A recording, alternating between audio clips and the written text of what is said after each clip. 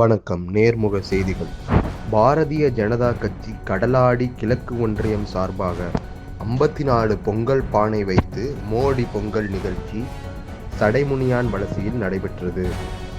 மோடி பொங்கல் விழா நிகழ்ச்சிக்கு கடலாடி கிழக்கு ஒன்றிய தலைவர் டாக்டர் எம்.எஸ். ஸ்டாலின் தலைமை தாங்கினார். மாவட்ட தலைவர் கே. முரளிதரன் முன்னிலை வகித்தார்.